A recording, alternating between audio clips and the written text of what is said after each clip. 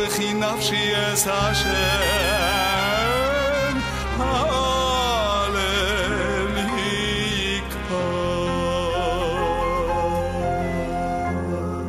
We are in the Berachot, Yudalet Amud Bet, 14b. Amar Rav Yosef kama me'alya hashmateta v'chi'ata Rav Shmuel bar Yehuda amar amrei b'ma'arava arvit daber el bnei Yisrael v'amarta lehem ani Hashem Elokechem emet. So in our previous talk we talked about the Shema, the several parshiot involved in Shema, and the end of Shema is emet, and we explained that in Shema we have in the equivalent to 248 limbs, and because people in Ma'arava in Eretz Yisrael felt that the last portion involved with the fringes, with tzitzit, is not applicable at night. As you know, we don't kiss the tzitzit at night. Therefore, we should make an abbreviation. That's the way Rav Yosef here, he said, how excellent is this tradition that I heard as when Rav Shmuel bar Yehuda came from Eretz Yisrael to Babylonia. He said, in Eretz Yisrael at the evening prayer, they do not recite the entire third portion of Shema, which is the parasha of Tzitzit, which deals with ritual fringes, as there are no obligation to wear ritual fringes at night. So rather, they said, consider the version just the beginning, speak to the children of Israel and say to them, etc. And just the end, I am the Lord, Hashem your God is true. Several things. Sephardim, when it's come to Hashem Elokechem emet, they are doing it together with the Chazan. We Ashkenazim do not do it, but in a previous statement we said that emet, emet you cannot say twice, because it's like what we said in the Mishnah in Berachot, when we study Mishnayot, modim, modim, we come, because it's no more than one entity of God. We believe in a monotheistic God, which is one entity and nothing else. So here Rav Yosef said that in Eretz Yisrael, because is no tzitzit, they feel that they should skip that part and just say the beginning and the end. Amar le Abaye, Maimal Yuta. Abaye responded to him and he said, what is excellent about this tradition? Ve'amar Rav Kahana Amar Rav lo yatchil v'mitchil gomer.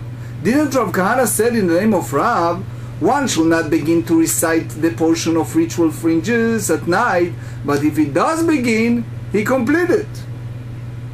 V'chitema v'amarta lehem lo avei atchala. And if you say that, speak to children of Israel and say to them, it's not considered the beginning of the portion of ritual fringes. Ve'amar Rav Shmuel bar Yitzchak amar Rav. One second. Didn't Rav Shmuel bar Yitzchak say the name of Rav?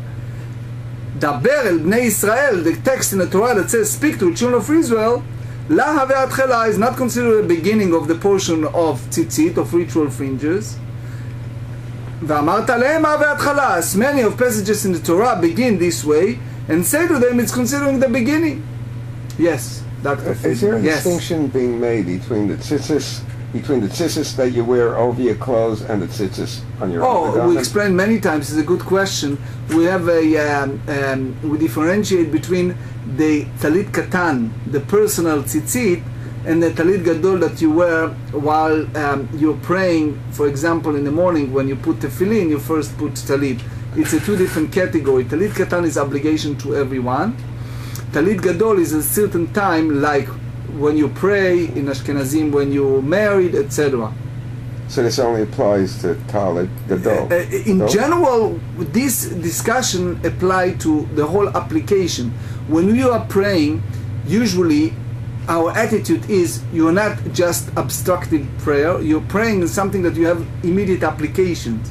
So the sages of the Eretz Yisrael in the west of Babylon, Ma'arava, etc., they felt that since there is no application of involved with fringes at night, you don't kiss the tzitzit at night, therefore they should skip, and they just mentioned the beginning and the end of that commandment.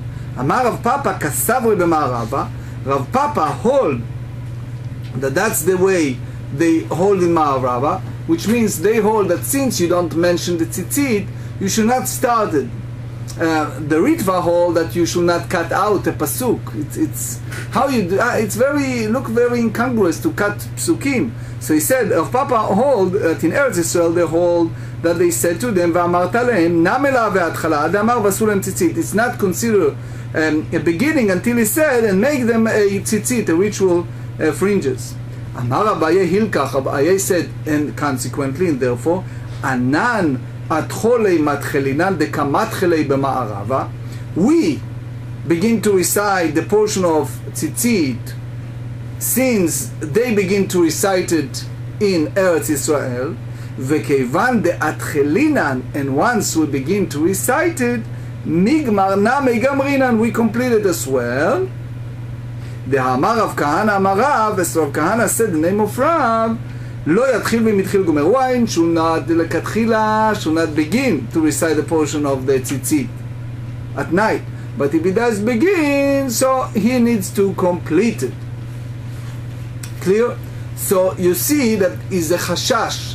They are concerned about beginning that at the first place. Chia Barav Amar. Chia Barav, it's important to know that he was one of the Babylon Amoraim, and he was the son of Rav. The Rav has other descendants, but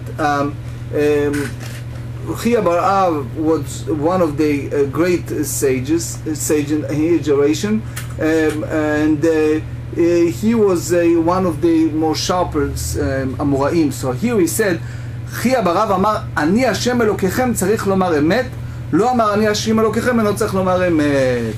He hold that if in the evening one recite a portion of the tzitzit, of ritual fringes, and he concluding with the word, I am the Lord your God, he must recite emet ve'emunah, true and faithful, and the entire blessing of Geula, of redemption. However, if he did not recite, I am Hashem, your Lord, your God, so he not recite the emet ve'emunah.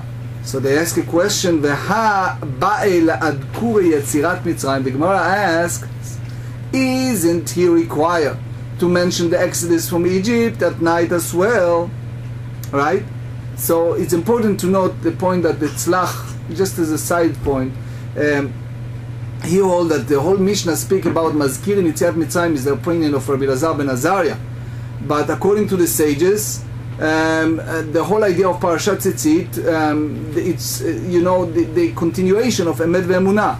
So the whole idea of mentioning Mitzrayim, there is an opinion that said that is a biblical. There are others who hold here that is a sages, is Azkara de Rabbanan. So it's the Amar Hachi, because the other option that the Gemarah hold is in a place of reciting Emet ve'emunah, one should say a shorter passage.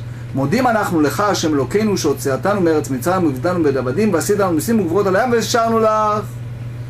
Instead of all the long paragraph that we said, we should say, we give thanks to you, Lord our God, who took us out of Egypt, redeemed us from the house of bondage, and performed miracles and mighty deeds on our behalf on the sea, and we sang unto you, as this formula includes the content comprising the paragraph of Emet ve'emunah.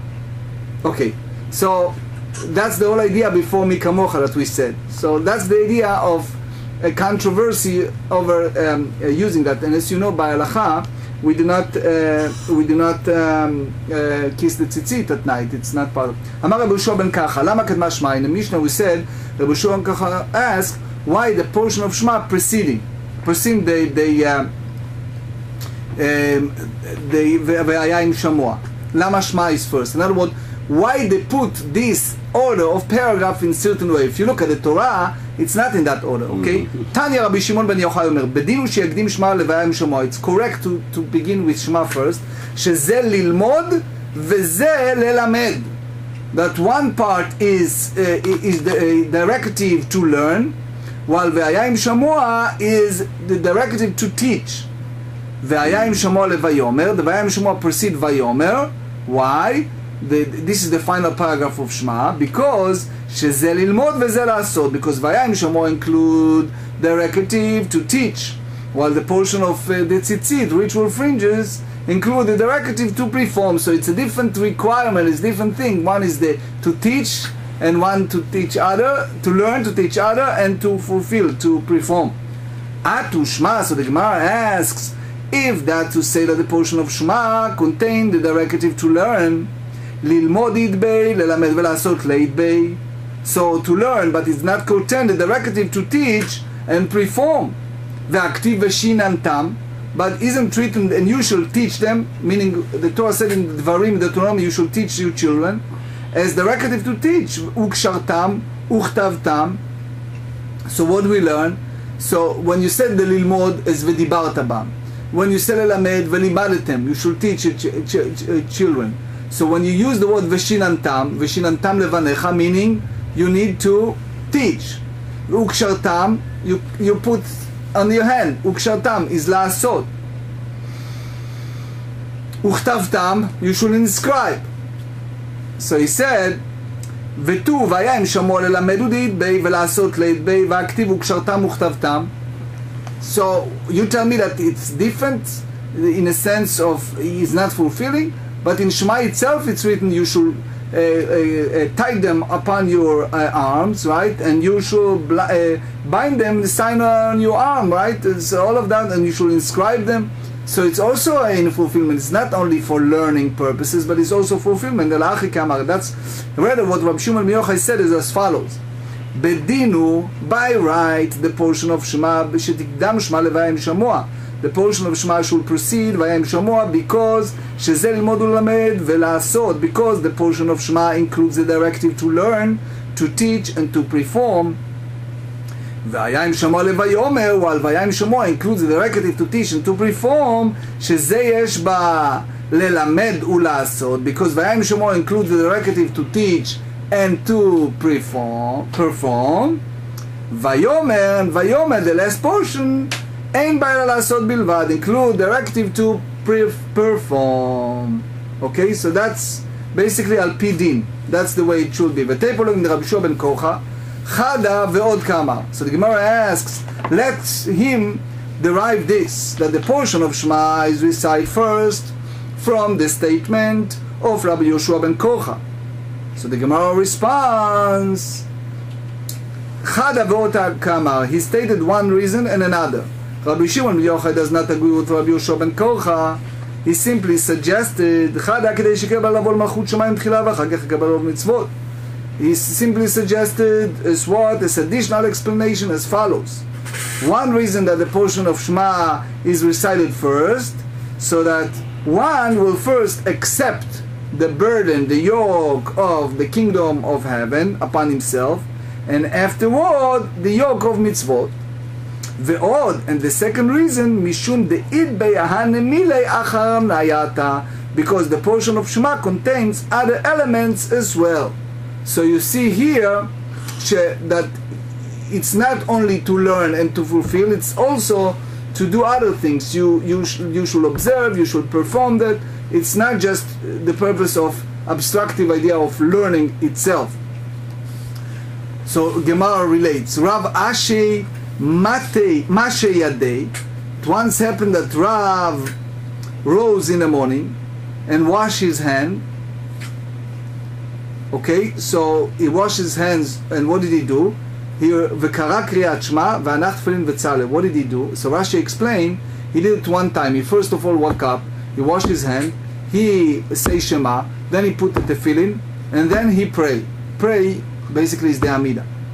So they said, Veiche Avidache, how come he did such a thing? Usually you don't go into such a procedure. You do Shema after, right? You put the tefillin, and then while you're davening you put Shema. So how come he proceed Shema to tefillin, right? V'atanya, what we learn, hachofech ku lemet bekever, one who's digging, right, a place for burial. In those days they have, you see it in Beit Sharim in Israel, that they preparing a special, especially in those days, a grave for the dead. So the coffin, right, was placed in the in special compartments that was in the special cave wall, and the grave will typically be worn long in advance, but in occasion will only begin to dig when the individual died, in case of work was really urgent. So you see in Beit Sharim, if you visit close to Yerushalayim, you see it, that that's the way it was in the Talmudic era, the way that they bury. So they said if someone did it for the corpse, what happened? It says Patur mikriyat shema u'min atfilah u'min atfilin. Remember we study that when you occupy yourself with one mitzvah, you exempt from another. So someone who does that, he is free from the mitzvah of Shema, from prayer, and from tefillin. ומכל מצוות האמורות בתורה, and from all the other commandments in the Torah. הגיע הזמן שמע, but what happened if it started time for שמע, עולה, הוא נוטל ידיו ומניח תפילין. He is ascend, meaning he goes and he daven, he ascend to the surface, he go out of that place that he dug the grave, and he wash his hand, and he put the tefillin, וקורא קריאת שמע, ומתפלל, then he performed the reading of Shema, and then he daven and he prayed. So, haguf akashya. So before we clarifying the problem, the Gemarah comments, this Braita itself is difficult. Why? Because it appears to be a contradictory. The first clause of the Braita stated that one digging a grave is exempt from recitation of Shema, and the later clause stated that he is obligated to emerge and recite Shema. So how you said, Reisha amar patu v'seva chayav alo kashya. So the Gemarah responds, it's not difficult. Why? Seifa betray, v'reisha bechad. The latter clause of the Braita referred to the case of two individuals digging the grave together, right? And one pauses to recite Shema while the other continued digging. And the third clause of the Braita refers to a case when one individual is digging alone. So if he's digging alone, he is not stopped. Okay? So basically, if there are two people, so we treat it different than one person. One person is called osek b'mitzvah patur mina mitzvah. He is occupying one mitzvah, he is free from the other. Mikol makom kasha l'Rav. But in any case, it's contradicted what we said earlier about Rav, right? In terms of order of which the mitzvot was performed. So the answer that the Gemarah said, Rav k'Rabbi Yoshua ben Korach svir alei Amar ol malchut shemaim tchila v'achar koch mitzvot. Rav holds that according to what we heard in Rabbi Yoshua ben Korach, that he said that accepting the yoke of Hashem, of kingdom of heaven, take precedence and it's come first. And then the idea of accepting mitzvot. So he holds that first you do Shema, and then tefillin, and here is the opposite. Eimar de Amar Rabbi Yoshua ben Korach, right? Because here what happened is, Rav first accepted how are you accepting the God full sovereignty? You do that by saying Shema Yisrael, right? You're reciting the Shema. And then you do the mitzvah of tefillin, because after you're accepting God's sovereignty, then you can put the tefillin. Eimar d'amar Rabbi Yoshua ben Korach, להקדים קריאה לקריאה, קריאה לעשייה משם עד ליה. Rabbi Yoshua ben Korach hold that give precedence to recitation of the portion concerning the yoke of Hashem, King of Heaven, recitation of the other portion. But did not hear him say that halacha give precedence to recitation over performance. So he said, "V'tu misvir lek Rabbi Yoshua ben Korach." And furthermore, Rav really hold in according with the opinion of Rabbi Yoshua ben Korach. V'amar Rabbi Chia bar Ashi hold zimnin sagiin many times havna ka'emna kamei de Rav. Many times I stood before Rav. Umakdim umashe yedei umvarech umatnela pirkin. And he first washed his hand, recited the blessing, and then umatnela pirkin, he taught us over a lesson. Umanach tefillin, and then he put the tefillin. V'hadar, and then kare kriyat Shema, he recited Shema. V'chitem abidelamat azman kriyat Shema. And if you say that this was when the time of the recitation of Shema had not yet arrived, in Ken, so why my ashalted the Rav Chia bar Ashi? So what's the point of testimony that Rav Chia bar Ashi said? Okay, la poke. So the Gemarah responds, Rav Chia bar Ashi, the reason is la poke da'amar miman da'amar le Mishnah en tzarich levarech kamashman da'af le Mishnah name tzarich levarech, because he hold that Rav Chia bar Ashi story comes to exclude the opinion that one who said that one need not to recite the blessing of Torah study for the study of Mishnah. It teaches us that even the Mishnah one might recite the blessing. Mikol makom kasha leRav, but in any case the Braita is difficult for Rav. Shlucha udeavet, so the Gemarah, the messenger who did the fault, which means what happened is that the messenger, he brought the Rav the whole thing, he brought him late, and Rav recited the Shema in its appropriate time, and then later he put the tefillin, and that's the conclusion. Amar Ula, kol hakoreh kriyat Shema belo tefillin. So in regard to the recitation of Shema without the tefillin, Ula hold, anyone who recites Shema without the tefillin, כאילו מדית שקר בעצמו. He is saying something that's not truthful. אמר רבי חייא בר אבא, אמר רבי יוחנן, כאילו הקריב עולה בלא מנחה וזה אנחנו נצחים. It means, you're saying that God commanded us to put tefillin. And you're saying it, but you don't have the tefillin. It's the same as you're saying, it's God commanded us to put a certain offering, bringing ola, mincha, all kind of different offering, and you ask about the burnt offering without the meal offering or peace offering without libation. So it means that it's incomplete. You didn't complete the mitzvah, it's not complete the deeds. The same way here, you talk about tefillin, you don't put in tefillin. You talk about a mitzvah of bringing ola, but you do it without the completion of the mitzvah. So it's just doing part, and it's not doing the full what you say ukshartam, you should bind it, that you don't have tefillin. So how are you saying? It's like you're saying something that is not correct.